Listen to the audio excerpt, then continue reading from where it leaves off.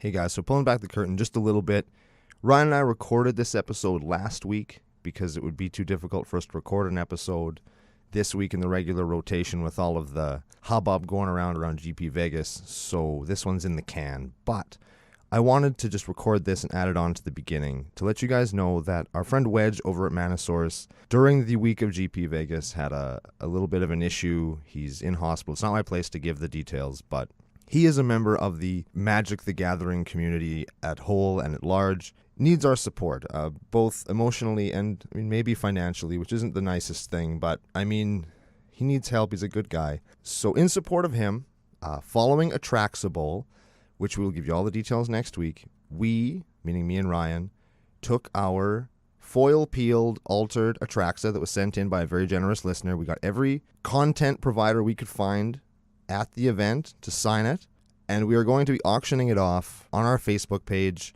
to support Wedge's recovery and just do something nice for somebody. Hopefully encourage some more people in the community to just kind of go over there, check out, do what they can to help this guy out. Details for that will be upcoming more in full next week, but just check out our Twitter, CCO Podcast. Check out our Facebook page. We are Commander Cookout on Facebook. We're going to be auctioning off that card, and we also got a custom, not at all safe for work, Atraxa token, if anybody's interested in that, done by Psycho Sebi at Psycho Sebi 3 on Twitter. Very generously drew us a couple and donated them. We'll be auctioning those off as well if you're interested in those. But again, this is just a real quick thing. Go to the Facebook page, check it out. Ryan will get all the details posted up, hopefully by the time you hear this. And let's do what we can to help out our boy Wedge. And without further ado, I'll throw it to myself. Hey, listen to Commander Cookout Podcast, episode 64. I'm Brando. I'm here with Ryan. Today we're going to make America great again with the super janky Arc-Slogger combo list. Now hit our theme song!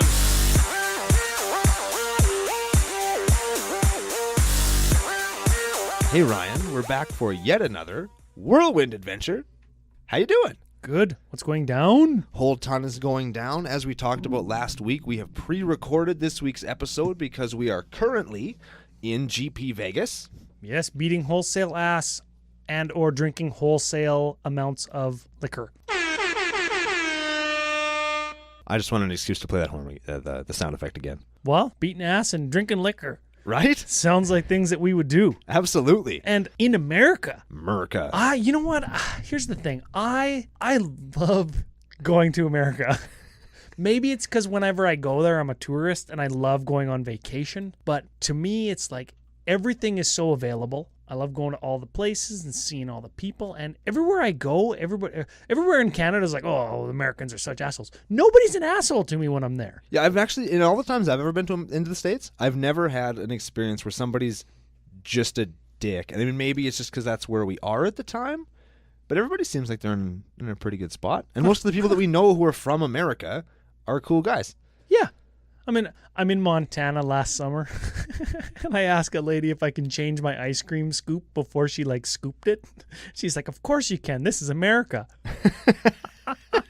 Oh, it was just made my whole trip. Oh, I've never had anybody say that to me. Like, this is America. Of course you can do that. Absolutely, you can do whatever kind of ice cream you want, honey. I hope somebody says that to me or has said that to me on the trip.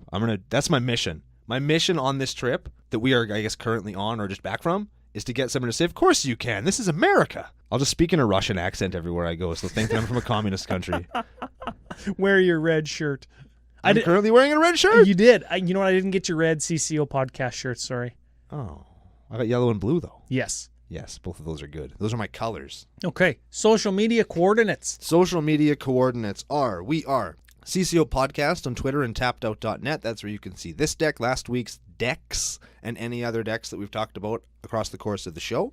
We're Commander Cookout Podcast at gmail.com. That's where you can send us love mail, hate mail, deck lists, show suggestions, no nudes. Or nudes. We're also Commander Cookout on iTunes, Google Play, Google Machine, YouTube, Patreon, edhrec.com, Podomatic, that's where we're desperately taking down those scrapbooking ladies, and the unofficial official home of CCO Podcast, FlipsideGaming.com. FlipsideGaming.com. Where you could use promo code CCOFU to get your Battle Bond singles. Ooh, yes. Going to talk about our next giveaway. Oh, yeah. Ooh. Battle Bond. That's like a segue, yeah. And Richard Kane Ferguson playmats. Possible Hannah Ship Navigator playmats also. Or just Hannah Ship's Navigator singles. That's really small, though. Just buy like 100 of them. You'll get a 10% discount. Ooh, I like that.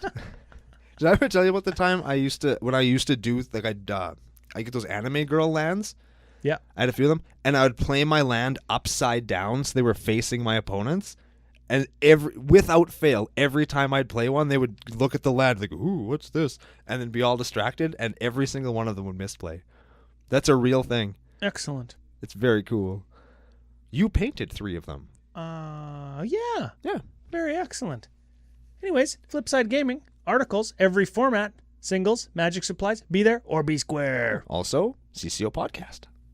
Oh. Yeah. I like that too. Probably like the best podcast on the site. Definitely. I don't know. I shouldn't say that. Now we can say that. Okay. No. Sweet. That's why they pay us the big bucks. So should we talk about a deck?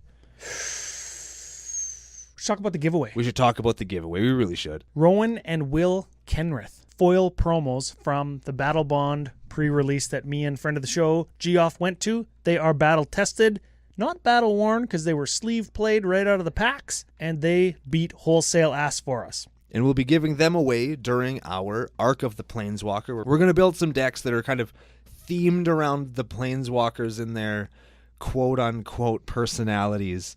We're going to have some fun with that, and you guys are going to have some fun right along with us. Yeah, I wonder if that, like, does that mean we're going to build, like, the flippy ones where they're a creature that you can use as your commander? Are we going to use the commanders or the Planeswalkers that can be your commanders? Maybe we'll just try and jam every version of a commander into a deck and see what we end up with. Well, we don't have enough slots in our deck unless we want to play 10 land if we want to play all the Jaces. That's true. But then we can do the whole deck talking like this about how I'm so much better than you. Yep. I hate him. Fuck, I hate that guy. Stupid. Why are we doing this? Because we're sadists, Ryan. Or what is it, masochists? We're one of those things. Anyways, That's the giveaway. you can get in on it. Again, you as per the use, you can get in on it by following us on Facebook, Twitter, interacting with us that way. Help us spread CCO Nation and expand our borders. Also, extra entries will be given to you if you take the time to go to Podomatic and like and follow us there so that we can rise in the leaderboard and finally take down the scrapbooking ladies, because it's been a year. It's time. It is definitely time. We've gone too long. Exactly. We must make Podomatic great again as well. Ooh, I like that. Yes. Official details will be on our Facebook page. You can win the, what are they called again? Will and Rowan? Kenrith. The Kenrith twins. Sure. F them. Yeah, we're F them. I'm going to forget their name all the time. But that's fine. You guys can win them, and then we won't have to remember them anymore. Very excellent. Should we talk about a deck? We should talk about a deck. Who are we talking about today, Ryan? Who's the commandees? We're actually doing a partner pair. These partners are for the people. Ooh. And they are Jeskai colors. Red, white, and blue. Oh, for our American friends. Yes! The land of the free has its own commanders. Red, white, and blue has good commanders. Red and white, Canada's colors, has the worst commanders. What the hell? Yeah, and truth be told, we'll pull back the curtain a little bit. We did try and build this deck in just Boros. We just couldn't do it. You know what? We could. We found ways, but when we added the extra blue cards that are in the deck, it just made the deck better. Now, as we go through the deck, we could say to all of the blue cards that we specifically speak to, you could cut and still have the deck. We're going to mention that you could cut this card. Yeah. Because you could make Canada great again and make Boros great again. We could. So let's just view it through the lens of make America great again, but keep in mind secretly Canada can do this without the America's help. All right, and our commanders for the day are Ishai Ojitai Dragon Speaker, who is a 1/1 flyer for white blue 2. The hell. Whenever an opponent casts a spell, put a +1/+1 counter on her. I think that is the First Lady. Yeah. So does that mean this guy to be the president? Yeah, this is sick that this guy's the president. Ludovic Necro Alchemist is a 1/4 for blue-red 1. At the beginning of each player's end step, that player may draw a card if a player other than you was dealt damage this turn. So let's say what it means. If somebody that wasn't you took damage, everybody gets to draw a card. Isn't that nice? Power to the people. Or sorry, that player. Whatever. gets to draw a card. Yeah. Still powder. So everybody's drawing extra cards, and the first lady, Ishai, she gets bigger whenever somebody casts a spell, which is things that they want to do anyways. So Commander's for the people. Well, I guess the one is kind of against the people. She's like the Yoko Ono of presidential first ladies. Stupid Yoko Ono. So we got a Jeskai Commander, and at the top of the show, you said it was an Arc-Slogger combo. Yeah. And Arc-Slogger, I looked them up, is like in a grand total of like 26 decks on EDHREC.com. Oh, baby. Oh, baby. Ishai and Ludwig had 15 lists on EDHREC.com. I added mine, reloaded the page. They got 16 now. So let's read Arc-Slogger, because he is the guy that the deck is kind of hinging around. And you're going to say, what in the actual fuck, CCO Nation? You're gonna say it. Here it comes. Okay, get your WTF pants on, baby. Arc-Slogger is a 4/5 beast for red 3. Has red. Remove the top 10 cards of your library from the game. Arc-Slogger deals 2 damage to target creature or player. So he shocks guys. For 10 cards and a red. So pay for shock, exile 10 cards, get that 2 damage. I don't mind it. I like it. I like shocking stuff. I do like shock and stuff too. So we could shock. Okay, so he costs 5. So let's say we play him on turn 4 or 5. We've drawn 4 or 5 cards plus our 7. So we've drawn 18, 19, 20 cards. So we could shock somebody 8 times? Yeah. Okay, we can shock 8 times. Get 16, you douche. So if somebody's at 16 on turn 5, they're going to die. Right. Seems like we can do better. You think? So let's break it down. This is actually a degenerate combo deck. It wouldn't be a deck that I build if it wasn't, right? So we've got a little ditty called Pull from Eternity in here. Give it a read. Pull from Eternity is an instant for white. Put target face-up card that's removed from the game into its owner's graveyard. Its owner's graveyard. So what does a Jeskai deck want to have cards in its graveyard for? It's not playing green or black. How are you going to abuse a graveyard, Ryan? What if, just hear me out, Okay. you put the Pull from Eternity, because it's an instant that costs 1, Okay. onto an Isochron Scepter. So concept. Isochron Scepter, artifact for 2, has imprint. When you cast it, exile a card. From your And that card is exiled or imprinted on Isochron Scepter. You can go 2, tap, cast the exiled card. You cast Pull from Eternity. Could you use the Pull from Eternity that's exiled on your Isochron Scepter to get your Pull from Eternity back into your graveyard? No, because if it leaves the exile zone while imprinted on Isochron Scepter, then Isochron Scepter just doesn't have anything to imprint on it. That's cheap. Yeah, it kind of sucks. Don't like that. Oh well. So anyway, where do we go from there, Ryan? Well, we got to have some counter spells in there to save the Isochron Scepter, right? So we got some counter spells, but what you do is you go red, exile 10 cards, shock you, Yeah, get 2'd. right? Yeah. Cool. That's how you do it. Then you go Isochron Scepter, and we can actually animate it. We've got 2 ways to animate it. We make it a creature, so we can do that with March of Machines. March of the Machines is an enchantment for blue 3. Each artifact is a creature. Its power and toughness are equal to its converted mana cost. So it makes Isochron Scepter a 2/2. Yeah. Now we could cut it because we have Karn Silver Golem in here. He is a 4/4 for 4 when he attacks or block, or if he's blocked, he becomes a 0/8, whatever.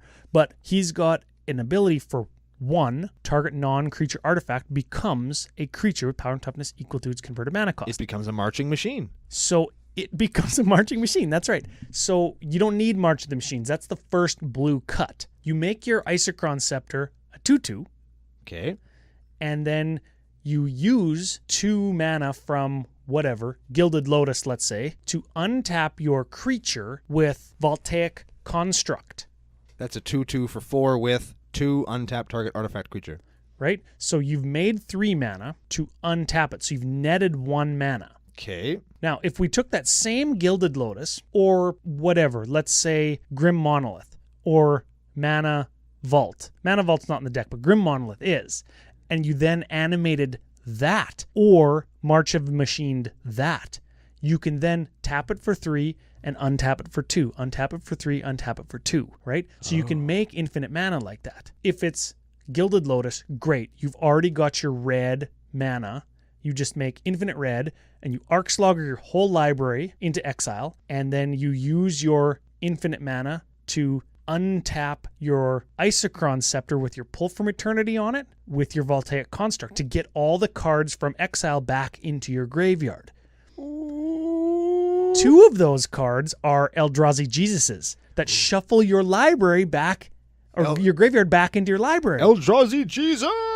So Old Amog and Kozilek Butcher of Truth have the clause when they hit your graveyard from anywhere, shuffle your graveyard back into your library. Uh-oh. You're also running, for the same reason, but also alternate win con, Blightsteel Colossus. And he just shuffles himself back in, but it's an extra shuffle him back in effect after you exile him with Arc-Slogger. Now, you say, oh, you need infinite red to do this combo. What if you only have Grim Monolith or Mana Vault? Well, we also play a little ditty called Gemstone Array. Gemstone Array is an artifact for 4, and it has 2, put a charge counter on it. Then you can remove a charge counter from it to get a mana of any color. So if you have infinite colorless, you put infinite charge counters on it, and then you Arc-Slogger everybody to death. Arc-Slogger them to death. So that's how the combo works. And that's one of the ways that we're going to make America great again. What the hell is wrong with us? Arc-Slogger, get your Eldrazi's, get them back, shuffle it in, Arc-Slogger again, rinse and repeat. It does sound like a slog. Yes, it's convoluted, so we've got a couple different ways that you can make infinite mana, cast infinite spells, and or win in infinite ways. Very excellent. And we should probably look at some of those infinite ways right now. Okay, so you were going through the list prior to recording, and you were like, Countryside Crusher, what the hell is that doing in there? So let's give him a read, because you actually like this card, A. B, it fits into the combo with a couple of the other cards. I love Countryside Crusher. He is a 3/3 for red, 1 for a giant warrior. At the beginning of your upkeep, you reveal the top card of your library. If it's a land, you put it into your graveyard, and then you keep doing this until you don't get a land. And whenever a land is put into your graveyard from anywhere, he gets a +1/+1 counter. So you notice that he puts stuff into your graveyard, big deal, we can get it back. Because we know we're playing big Eldrazi Titans to shuffle. Feldon's Cane would actually work too. Yeah. Sure. Whatever. But his second ability, whenever a land is put into your graveyard from anywhere, so when we pull from Eternity a land back from exile to graveyard, he gets a +1/+1. Oh. So he's going to get, let's say, arbitrarily large when we go through our Arc-Slogger combo. And because Pull from Eternity targets a card in exile, you just choose to bring back Eldrazi Jesus last. Then you exile again, pull him back. Okay, we know how it works. So what do? You can attack with him. Sure, he doesn't got trample. He's essentially just a big dumb idiot at this point. He's got like a 1,000. But you've also had a whole bunch of Arc-Slogger triggers to get them blockers out of the way. You did. Let's say somebody's got Orbs of Warding and you can't target them with Arc-Slogger. You just can't get them. You can't get them. What you do is Countryside Crush them and attack because they don't have any blockers. Or for some other reason, if you can't attack them but you can target them, you can Bryon Stout Arm them with Countryside Crusher. You end up gaining a bunch of life because Bryon Stout Arm does the damage and he's got lifelink. So good. Or you could just plain old OG Fling. As an additional cost to cast Fling, it's an instant for red 1, sack a dude. Fling deals damage equal to dude's power to target creature or player. Very good. Bryon Stout Arm does the same thing just to player. And has lifelink. That's right. So you got all this life now. What if we put in the deck Aetherflux Reservoir, superstar from our Firesong and Sunspeaker deck giveaway? Did you just say their names correctly? Yes. Cool. Aetherflux Reservoir, for everybody that does not know, is a artifact for 4. Whenever you cast a spell, you gain 1 life for each spell that you've cast this turn, and you can pay 50 life, and it deals 50 damage to something. So if your Countryside Crusher's 1,000, you're going to gain 1,000 life from Bryon Stout Arm, and you're going to Aetherflux Reservoir everybody to death. Ooh, if you already didn't Arc-Slogger them to death because he's huge. Or if somebody does something terrible to your Arc-Slogger. And if you have Aetherflux Reservoir when you're casting Pull from Eternity infinitely, it's just going to gain you life because Isochron Scepter is actually a cast. You cast the card, which gives you life from Aetherflux Reservoir. That's so awesome. Now, if that's not broken, dirty, and degenerate enough, we also are playing Dramatic Reversal in the list. So if you put it on Isochron Scepter, it untaps your Mana Rocks and Isochron Scepter for you for free. Dramatic Reversal is it a common? A common and an instant. From Kaladesh? Yeah, no crap. Wow. Blue 1, Untap all non-land permanents you control. So untap your mana rocks, untap your Isochron Scepter, gain life off of your Aetherflux Reservoir, but we're also playing a little ditty called Sentinel Tower from Battle Bond. Love those Battle Bond cards. Sentinel Tower is an artifact for 4. Whenever an instant or sorcery spell is cast during your turn, it deals 1 damage. Whenever an instant or sorcery spell is cast on your turn, Sentinel Tower deals 1 plus the number of instants or sorceries cast on your turn to each opponent. There you go. So it does 1, then it does 2, then it does 3, then it does 4. And so on and so on and so on. It's a giant laser beam. Laser beams are so cool. Laser beams would make America great. Yes, they would. Very excellent. It's like the Eye of Sauron. Yeah. I think they need one of those that can shoot lasers. That's good. Why couldn't the Eye of Sauron shoot lasers? Honestly. That thing couldn't do nothing. It had a little searchlight that looked around. I think in the book there wasn't even an Eye of Sauron. That was a Peter Jackson thing to give it like a presence. Well, the eye was there and just didn't. I think Sauron in the book had a presence, but it wasn't an eye. Like, he didn't do anything. He's the worst. Everybody's all afraid of him and didn't do nothing. Well, that's exactly it. All you ever saw him was his fingers all get cut It's off. scary. It's this thing, and you can reference it, and people who have seen it are like profoundly affected by it. It changed the landscape of how people thought about things because it was so scary. Bunch of wimps. We talk about on CCO Podcast alternate win strategies all the time. Alternate paths to victory. That's right. So we talked about Arc-Slogger combo. We talked about Countryside Crusher, either attacking or flinging. Sentinel Tower, Aetherflux Reservoir. Just wait, there's more. We've got infinite mana, so why wouldn't we cast Blue Sun Zenith, blue instant, target player draws X cards, shuffle it back in, so you could cast it on yourself for value early game because you're playing mana rocks, draw into your things you need to win, and then deck the opponent. We're playing Lab Maniac, so we could deck ourselves with it, but if we didn't want to be that degenerate, we could use our infinite mana to cast Banefire. Ooh. Give Banefire a read. I know you like this one. I love Banefire. Banefire is red X. Banefire deals X damage to a creature or player. If X is 5 or greater, Banefire can't be countered by spells or abilities, and the damage can't be prevented. Very excellent. Before we go into what that represents, I want to read Urza's Rage because it's one of my favorites. Urza's Rage is an instant for red 2, kicker of red 8. Urza's Rage can't be countered by spells or abilities, so just like Banefire. It deals 3 damage to target creature or player. If you paid the kicker cost of red 8, it deals 10, and the damage can't be prevented. So kind of like Banefire, except not all the way. But remember, you can get it back into your library from your graveyard and search it up with Planar Portal to cast it multiple times. When you cast it, it's going to untap everything you control because you're playing a Paradox engine. So you could infinitely cast Urza's Rage and deal infinite damage just like Banefire. Those are our nukes. Nukes. Because America needs nukes. America, nukes. A thriving economy. There it is. That is nukes equal thriving economy. Probably not. Anyways, those are our nukes. We're also playing our Urza's Ruinous Blast. Urza's Ruinous Blast is a legendary sorcery for white 4. Exile all non-land permanents that aren't legendary. So you have to have a legendary creature in play to do this. But remember, we are playing Kozilek and Ulamog. Those are your legendaries. We can get them back with Pull from Eternity if we cast our Isochron Scepter with Pull on it post Urza's Ruinous Blast. And then if we have a little ditty called Thran Temporal Gateway from Dominaria. Legendary artifact for 4. 4 tap, put a historic permanent from your hand into play. We can just pay 4 and get our Kozilek or our Ulamog. And remember, they got Annihilator. When they're annihilating an empty board, you know that guy's sacking land.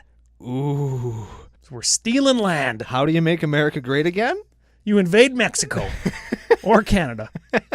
Please don't invade Canada. No.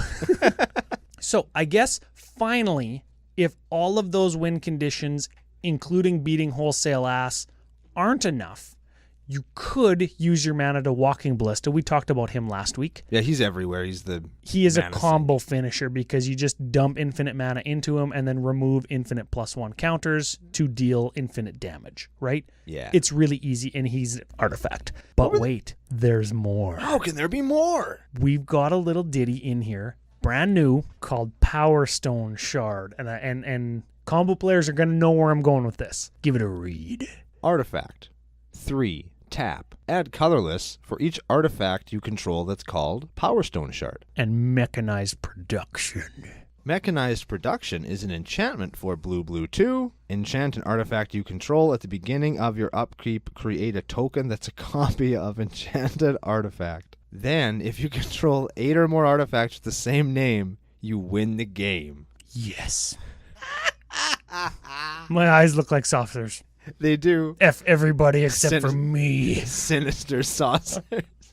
Oh, I feel so terrible playing cards like that. After all of that, the rest of the deck is a couple more wraths, removals, draws, and a couple tutors because we're essentially playing a... We're playing a degenerate combo this time. Lots of artifact artifact mana rock things. Like we're playing a Thought Vessel. Taps for colorless, no max hand size, Sol Ring. We're playing Power Artifact, I think I mentioned. Like Enlightened Tutor, Mystical Tutor, Frantic Search because it untaps lands, and then just a budget mana base because it's only 3 colors and there are some expensive cards in the deck already. Yeah, the deck is not totally attainable budget-wise due to a couple of includes, but those can be, I don't know, danced around, I suppose, if you want to. Yeah. So just quick, 8 card draw spells. I could have fit like Ponder and Preordain or blah, blah, blah. I stuck to like Dig Through Time, Brainstorm, Treasure Cruise, because Treasure Cruise exiling cards from your graveyard is actually fine. Doesn't matter. Right, so that's cool.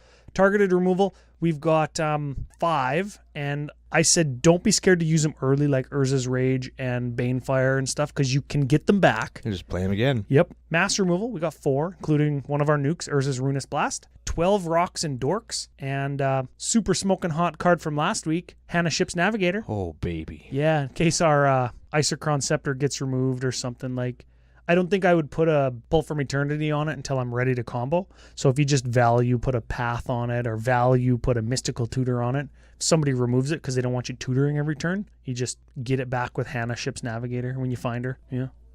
Very cool. Again, we're playing Lab Maniac. We're playing Gyre Reach Sanitarium, which makes everybody draw a card, then discard a card. And Mikukoro, Center of the Sea, which makes everybody draw a card. Yeah, everybody draw a card. So if you exile your whole library with Arc-Slogger, with a Lab Maniac in play, you just tap one of your lands to draw a card and win. So that's a thing, right? And then artifact lands that we could classic tutor with Tezzeret, which is kind of a loose include, but he does also find you Isochron Scepter. Which is very important. So you could minus X him to search for an artifact with converted mana cost X or less. Put it onto the battlefield. Also with Tezzeret, you can also, just by having him played, you can immediately find your mana filterer, whatever that was called. Gemstone Array. Gemstone Array. That's right. You could also find your Thran Temporal Gateway. So you go Tezzeret, Thran Temporal Gateway, and then if you got extra mana from Mana Rocks or whatever, Ulamog. Boom. You miss out on the cast trigger because you're putting it into the battlefield with the gateway's mana cost. But you still have an activate Ulamog. ability. But you still have an Ulamog. Which is an Ulamog. Yeah. Indestructible. Super sweet. We've discussed how Ulamog is Ulamog and Annihilator is Annihilator, and both of those things will generally ruin somebody's day. Yeah. Strengths and weaknesses? Strengths and weaknesses. It's a weird combo. I'm counting that as a strength and a weakness because people aren't going to know how to fight it. But it's also pretty janky. It's the janky. Arc-Slogger is a little bit janky if they get your Isochron Scepter. And it's convoluted, too. Like, you need lots of stuff going on. We do have ways of finding it and redundancy in case it doesn't work. But it is kind of it's clunky. It's clunky. Strength. Uses off-the-wall cards. That it does. Yeah, Arc-Slogger. It's Arc-Slogger. 25 decks on EDH. CCO Nation, do you own an Arc-Slogger? I used to play them in Standard. Yeah, original Mirrodin block. Yeah. All right. You there was a burn deck in Mirrodin block. Like it had Shocks and it had Shrapnel Blast, which is sacrifice an artifact, deal 5. It had Arc-Slogger at the top of the curve because once your hand is empty and you need like 3 more shocks. You just exile 30 cards, pay 3, take 6. So stupid, but so awesome. He's a lot better than people gave him credit for. Leave it at that. And that's why we're building the deck. I think that's what inspired us to do the deck, because we were talking about Arc-Slogger combo just when we were sitting around drinking beer on Tuesday. It's like, let's do it. Yeah, super sweet. Okay, many paths to victory. Strength. Very cool. Yeah, Yes. I like that. Weakness. Weird combo. We talked about that already. Little bit expensive. If you want to downgrade the value of the deck from $465 with some spicy single cards that are super expensive, like if we want to move into the budget section, I'm thinking like Power Artifact, $175. Grim Monolith, $125. Yeah, they go infinite mana immediately, like on turn 2 with each other. Cool, but save yourself $300 and make Boros/Canada great instead of America. Teferi's Protection's in there just because you're a combo deck. You want to have that kind of like fail-safe button. Nope. You got to be able to say that sometimes. Yeah, you could maybe play Time Stop in that slot, but if you don't want to play blue, Teferi's Protection's probably better. And Time Stop costs 6, although it is fun to say Time Stop. Yeah. Because we make that joke all the time. Like somebody's calming off Time Stop. Yeah. It's never happened. I don't think anybody actually plays Time Stop. I don't think it's ever been cast ever. I got a whole bunch of them. Yeah. Cool art on it. What was that card for? We got time. What was that card for? It wasn't for draft. I don't know. And it's too expensive to stop combo. So what the hell was it for? Guys like us. Yeah. Time Stop deck There we go. coming up.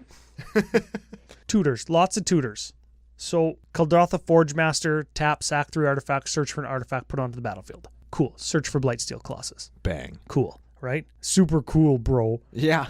Planar Portal is a 6 mana artifact tutor. Mystical Tutor, Tezzeret. You get sweet value off all these, but $25-$26 for those 4 cards, right? And if you cut them all, you get a 14-point bump in the spicy rating. Ooh. So I actually don't mind that, right? And then you can just fill it with the Ponders and the Preordains that I already said I didn't play. Or if you're playing white-red, more removal spells. Inheritance, so you pay 3 to draw a card when a creature dies. Mind's Eye. The new one from Battle Bond that exiles, it's a red enchantment that exiles the top card of somebody's library. It's essentially Atali, the dinosaur, Ooh, I love it. except it's enchantment. You're thinking a stolen strategy. It is from Battle Bond. It is red 4. At the beginning of your upkeep, each opponent exiles the top card of their library, and you can cast them all, and you can pay mana as if it was any color. I think, yeah, that's what it does. Yeah. It's too bad it's not every player, because then you could just pull from Eternity your exiled card back. Ooh, that'd be sweet. Don't they go into the graveyard once you play them? Oh, I suppose. I think they go into the graveyard Yeah. once you play them. Yeah. So, okay, more card draw spells, blah, blah, blah. If you cut your tutors, you could cut your Lab Maniac, Mikukoro, Sanitarium package and save yourself $11 if you don't want to be that guy that just wins off Lab Maniac. Okay, fine. You cut all that stuff, $337 worth of savings. New value, $128. Ooh. Plus your card draw spells, which are like a couple bucks each. So if we say $135. Excellent. Yeah. Or like 776 Canadian. Still cheaper than decks we talked about last week. Very true. I also want to point out this one sweet card I didn't get a chance to earlier. Obstinate Familiar is a 1/1 for a red, where if you would draw a card, you can just not draw that card. I really like that in decks where you have to exile your own library in case somebody tries to troll you by making you draw a card when you don't have your Lab Maniac. Because this guy's like, nah. So you Arc-Slogger down to like 4 cards left, and you can't activate Arc-Slogger again, right? But you have, what is it, Obstinate Familiar? Yep. Have him in play, and somebody just like doesn't notice because you're playing dirty and you got him behind a chip bowl. F you, Smitty. So they Blue Sun Zenith you, and you're just like, I will choose not to draw. I'll just take these 4. That is all. I really like that guy. So sick. Okay, we have not done this before, but we have got 2 flex spots available in the list. Ooh. This list currently only has 98 cards. Ooh. How is Brando going to make America even greater? Slot 1. Slot 1. I'm going to take us back to last week's episode, and we're going to talk about either Soul's Fire or Chandra's Ignition. Okay, Soul's Fire is so instant. Instant. Red 2. Yep. Target creature deals damage equal to its power to target creature or player. So that's a good card with Blightsteel Colossus, because it immediately infects somebody out of the game. That seems good. Or a monstrous Countryside Crusher that just can't get through. And then just kills somebody because it's like at 100 power. Exactly. And Chandra's Ignition is the same. It's a source. Same thing, except it does it to everybody. Exactly. So you can have your giant Countryside Crusher infect all of the creatures to death and infect all of your opponents to death. It actually requires less work because you don't have to Arc-Slogger combo to make them super giant. You just have to have a really lucky run of land into your graveyard. Yes, you just get a really lucky land. Well, Countryside Crusher doesn't have infect, but Oh, yeah. whatever, we can give him infect. Yeah. And Blightsteel does. Blightsteel certainly does, and that definitely wins the game with Chandra's Ignition. Immediately, yes. If you wanted to play Grafted Exoskeleton in your second flex spot, you can find that with Kadoltha Forge Master and put it directly into play and then just equip it for like 2. Oh, that'd be neat too. That'd be good. What I think for the other slot, and this we're going to take it back to real life because me and Ryan were always making that joke about the exchange rate, which is barely a joke. Yeah. Because holy shit. What we could play in that other slot is trade routes.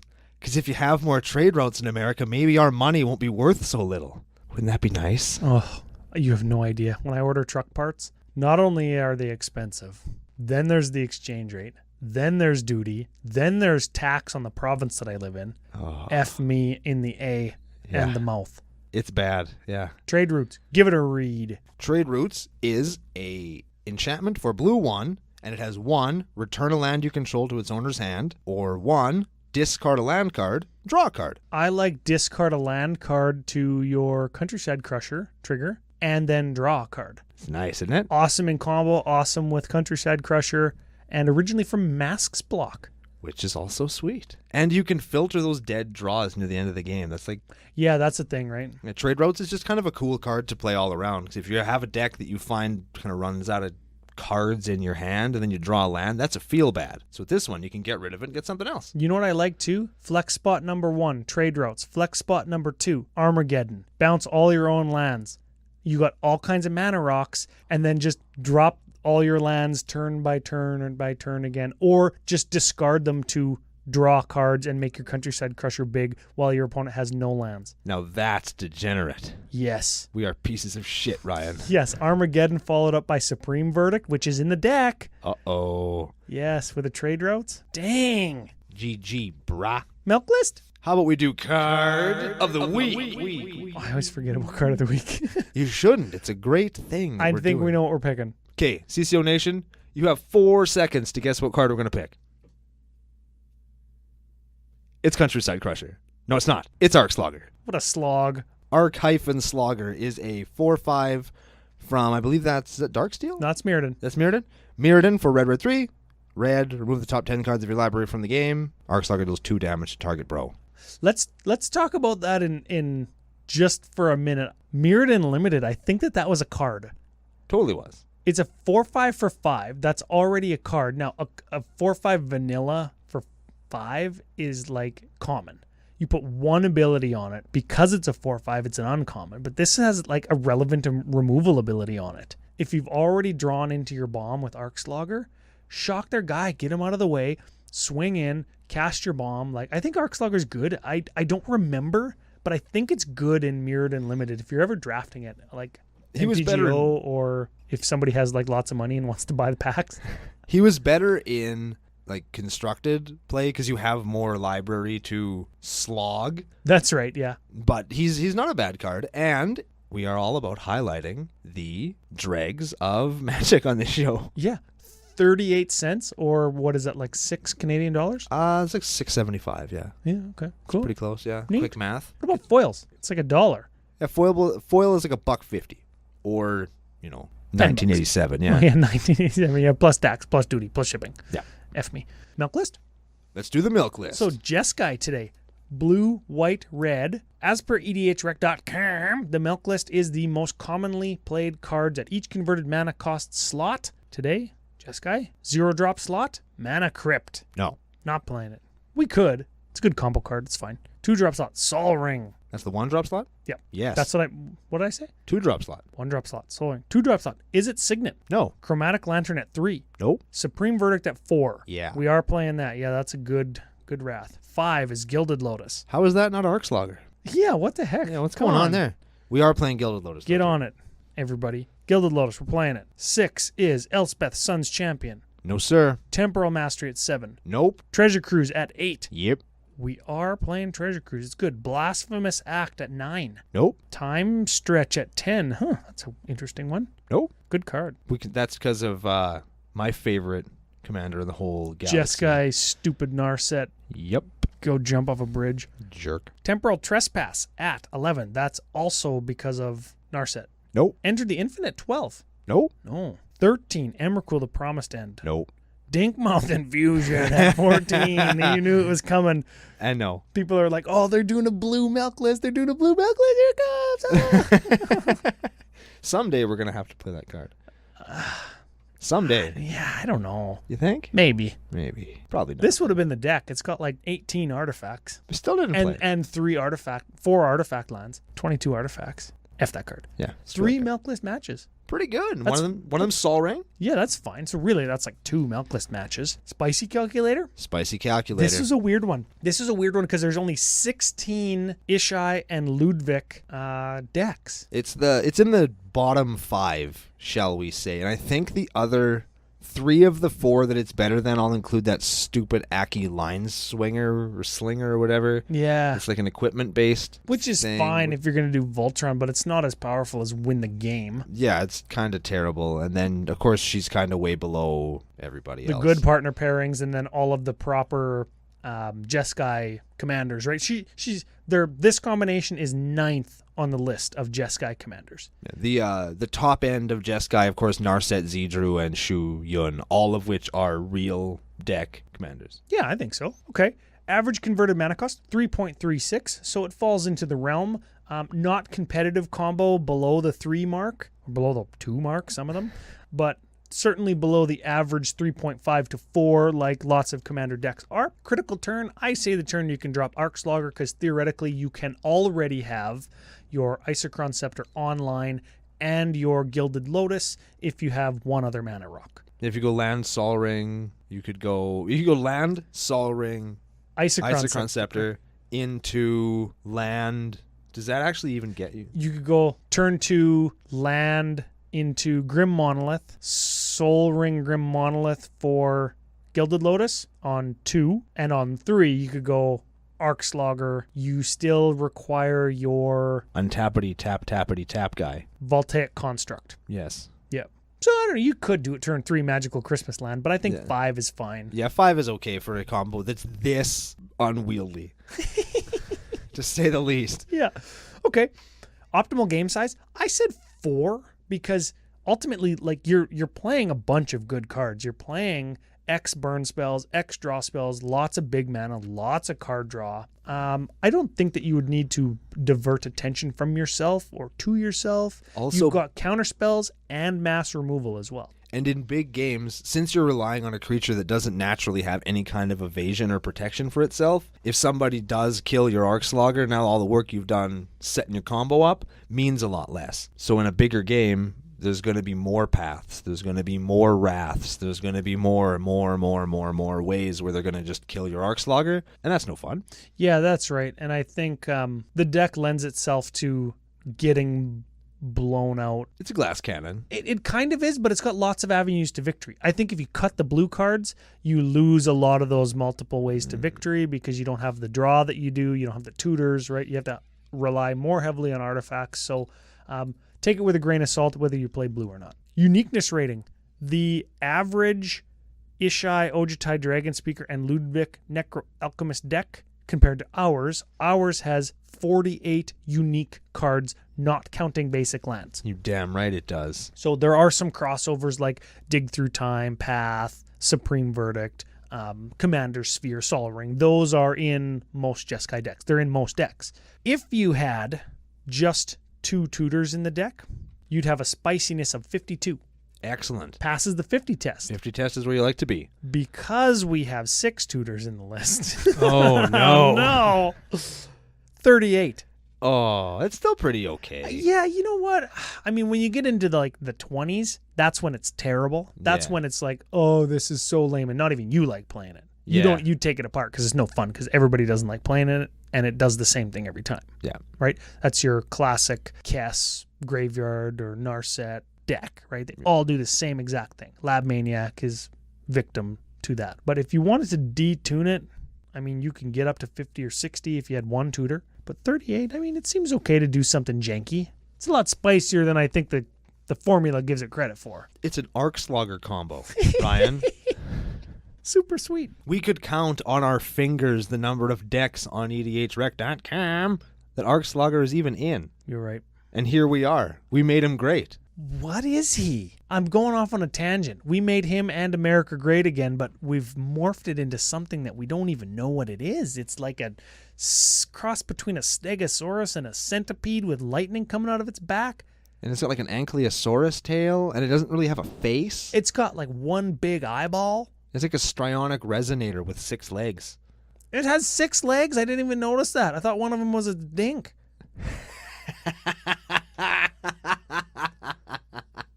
Don't Google that. No. Jeeps. So I guess that's it for our Make America Great Again, Make Arc-Slogger Great Again, Super Degenerate Multiple Combo list. Before we go, we're going to remind you one more time, like, follow, share us on Facebook, and extra points if you go down to Podomatic and help us finally dethrone those damn ninnies. You'll be entered to win a pair of foil Planeswalkers from Battle Bond. All the details will be on the Facebook page for your perusal within the next couple of days if they're not there already. If you already have shared and liked and followed us on Facebook, just smash that like button a little harder and we'll get the memo. We're not going to forget about our already loyal fans because you guys are the reason why we're even able to do this in the first place. So keep that up and thank you. And the patrons, I guess, also gain some extra entries for their patronicity. So there's lots of ways that you can get entered to win those two sweet foil humans. As for final thought of the day from me, this is a Make America Great Again deck. And here's what's great about America. You can do whatever you want. It's America. And we used that freedom to take a garbage card like Arc-Slogger and we built a whole deck around it. Where else could you do that? In Soviet Russia, you can't build Arc-Slogger decks. No. In North Korea? No. Communist China? Probably not, unless it's state-funded and supervised. Japan, you probably could because they probably have Arc-Sloggers running around. Yeah, Japan might actually have Arc-Sloggers running around it now, so you could probably do it there. Maybe in Canada, but they definitely levy a tax on you, so you'd only be able to have 63 cards in it. But you could try. So only in America are garbage brews like this possible. So good on you guys. And thanks for joining us. We'll be back to start our new arc next week on Commander Cookout Podcast. Hit our theme song! Woo!